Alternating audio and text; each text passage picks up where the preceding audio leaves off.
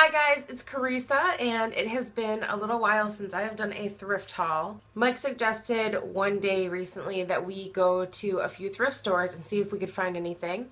And it's been a really long time since I've gone to the thrift store with him. In fact, I think I have video clips of that, so if I find that video, I'll link that below. I have items from the Salvation Army and Savers. I'm going to start with the Salvation Army because I have less items from there. This first one is a Lane Bryant shirt. It is a size 14-16, and it is a 3/4 length sleeve, almost, maybe a little bit shorter than that.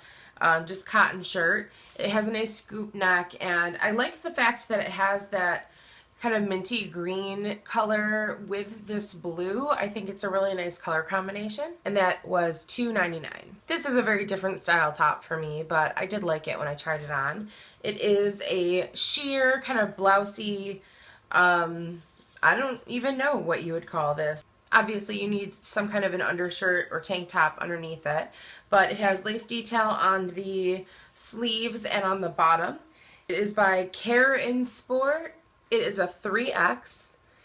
This was $3.99, and I thought that was something that was nice, a little bit dressy, a little outside of my gray t-shirt box that I live in. And this last one I'm pretty excited about. Mike found a shirt for himself. This is men's Gap Classic. It is a size medium.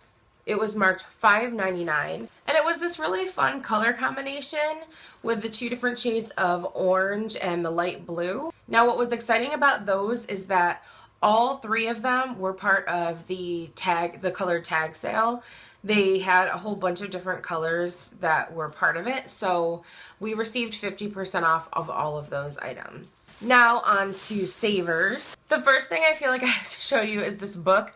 I'm pretty excited about it. It is the Metropolitan Cats book. It features artwork from ancient Egypt and China, and some pieces are very famous and well known. But I really like this book. I'm probably going to actually read through it. It has some basic passages on the information, and I thought it would make a really great coffee table book. This did not have a price on it, but when we brought it up, I guess they base prices on books on what the original sticker price was or on the thickness of the book. So that's how this book was $2.99. The maximum price for a book is $3 though, so we paid pretty much as you possibly could for this. I know we're kind of getting out of this type of weather, kind of eventually, maybe, hopefully, I don't know.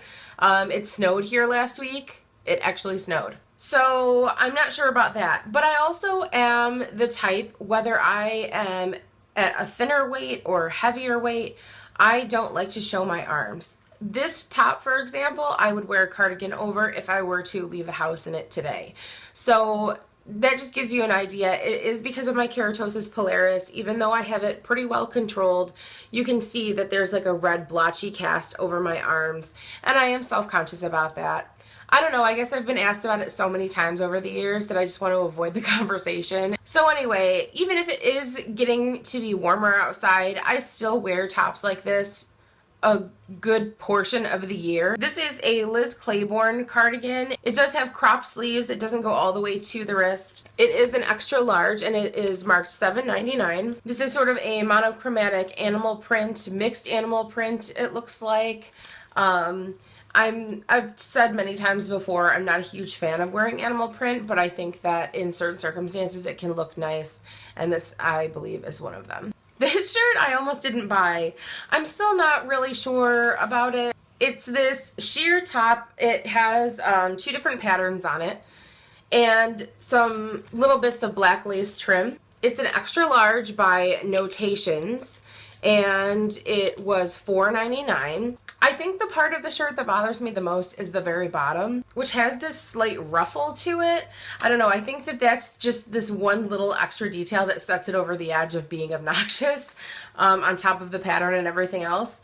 So again, I'm not sure about this one, but I do have a special place in my heart for things that I think are so ugly that they are interesting. This top is one of those purchases that was weird for me because I had a very specific style for a long time, which was just various forms of black clothing with maybe like a unique neckline or a little detail that made it more than just a black top.